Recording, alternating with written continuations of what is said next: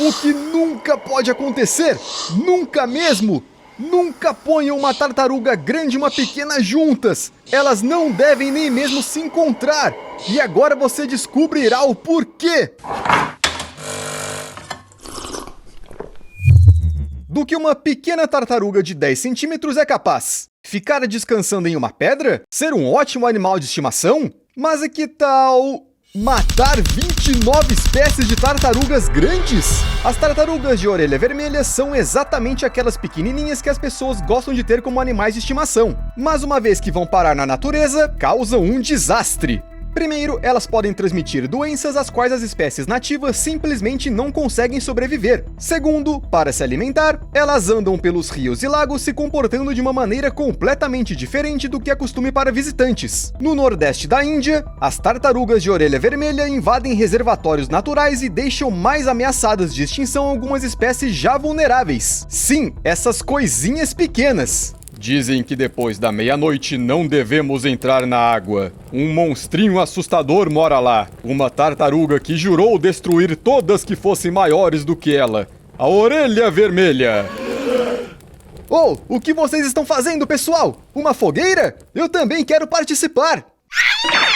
Mas será mesmo que as tartarugas pequenas podem realmente ser mais fortes do que as grandes? Quais são as vantagens que elas podem ter se elas são como meras migalhas para os predadores? Foi o que pensei, até começar a me aprofundar nesse assunto e descobrir coisas incríveis. Todas as tartarugas são bem protegidas. Você precisa se esforçar muito para tirá-las de seu casco, mas essa mesma carapaça pode se tornar uma armadilha mortal. Você provavelmente sabe que, às vezes, as tartarugas acabam ficando de patas pro ar e parecem absolutamente indefesas. Nesta posição, o animal pode morrer por causa do sol, da fome ou virar o jantar de alguém. Por isso, a natureza ensinou as tartarugas a se virarem sozinhas. Não é fácil, mas é bastante possível. Mas existe um porém. Quanto maior a tartaruga, mais difícil é para ela retornar à sua posição normal. Sim, existem muitas razões pelas quais as tartarugas grandes vivem melhor do que as jovens ou simplesmente pequenas. Mas isso só até o momento em que fiquem deitadas de costas. Ora, quem é mais legal agora, hein?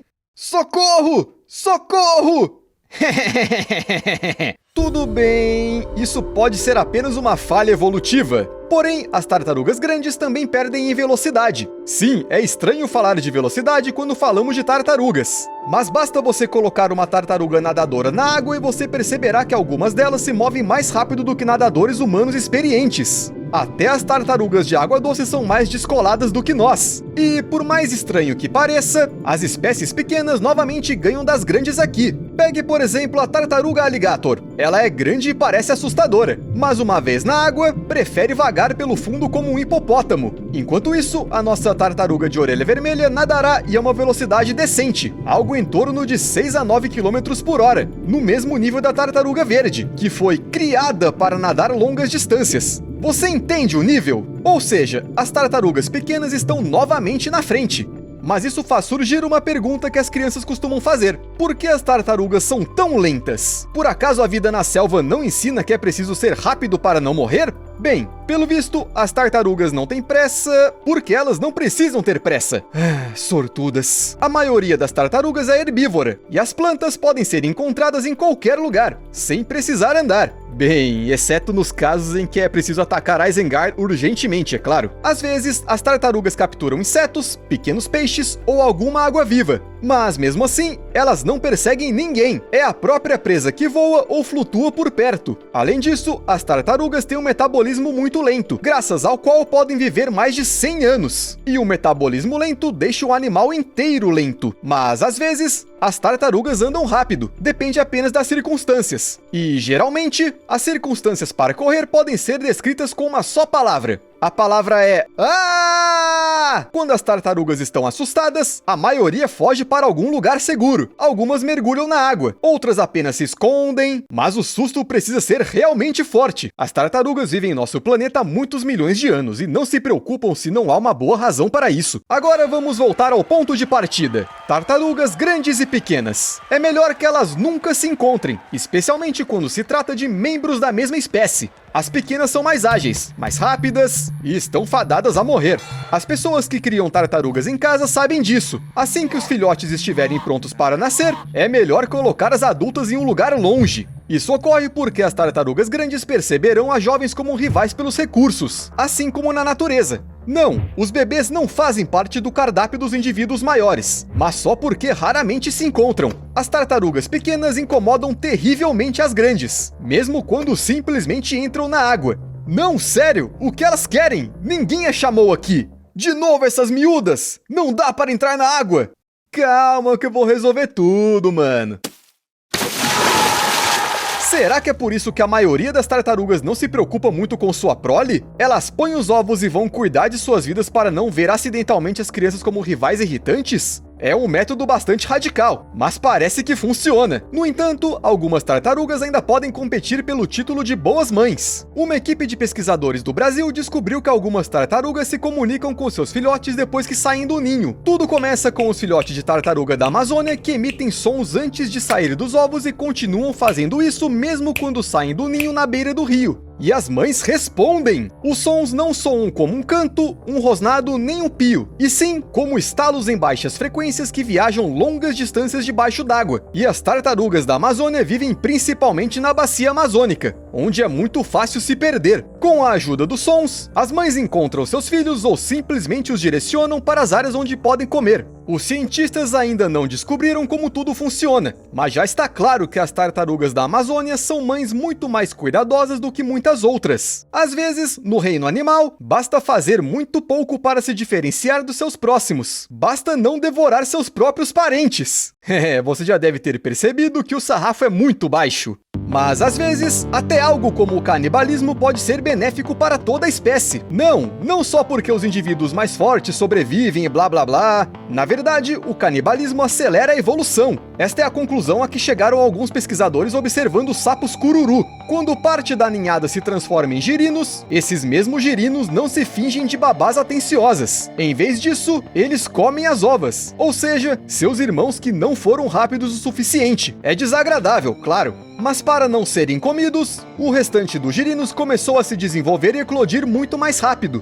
Ou seja, eles literalmente evoluíram de propósito para tirar a comida deliciosa dos mais velhos. Bem, e também para sobreviver. Mas isso são detalhes. Enquanto alguns animais aceleram a evolução para que não sejam comidos, outros tentam hackeá-la. Temos um fato óbvio para você. Qualquer animal se esforça para dar continuidade à sua espécie e transmitir seus genes para a próxima geração. Quanto mais sucesso a prole tiver, melhor, que nem é com os humanos. Bem, ninguém espera que um tigre entre na universidade. Mas e se uma criatura tiver descendentes de várias espécies? É difícil, mas incrivelmente legal. E as tartarugas conseguiram fazer isso. Elas têm uma história de evolução bastante complicada, mas os cientistas acreditam que tartarugas, crocodilos e até mesmo as aves têm um ancestral em comum. Na verdade, as tartarugas estão mais próximas dos pássaros do que de qualquer lagarto da atualidade. Não se sabe ao certo como eram os ancestrais comuns dessa galera, mas a comunidade científica está trabalhando nisso. E este não é nem o caso mais surpreendente de engano da evolução.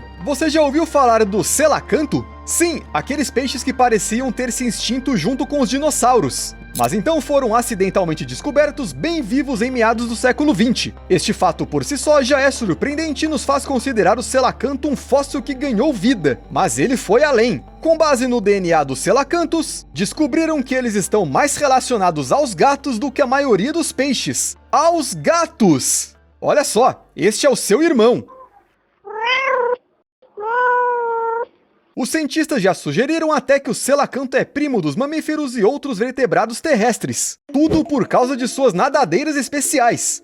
Mas isso não é tão interessante como imaginar o que guiou os selacantos. Eles decidiram pular alguns estágios de evolução e ir direto para os mamíferos? Ou os selacantos ensinaram aos seus descendentes que eles não precisavam se envolver nisso de ter uma família e nadar em algum lugar do oceano e que era melhor sair imediatamente para a terra e investir em peles? E a decisão foi claramente correta. Mas e os ancestrais super antigos das tartarugas que decidiram se tornar... bem, tartarugas? Eles se beneficiaram com isso? Eles conseguiram algumas vantagens evolutivas. Em primeiro lugar, temos a carapaça, claro. Ela é feita de queratina, como nossas unhas e cabelos, mas ganhou mais resistência fortalecendo as placas de queratina com escudos sólidos. Acredita-se que o casco de uma tartaruga pode suportar até 200 vezes o peso da própria tartaruga. É definitivamente mais forte do que o alumínio, embora, é claro, não chegue ao titânio. Mas sejamos honestos, o que na natureza chega ao titânio? O casco da tartaruga oferece uma boa proteção contra a maioria dos predadores. Mas não seria melhor evoluir para outra coisa que ocuparia o topo da cadeia alimentar?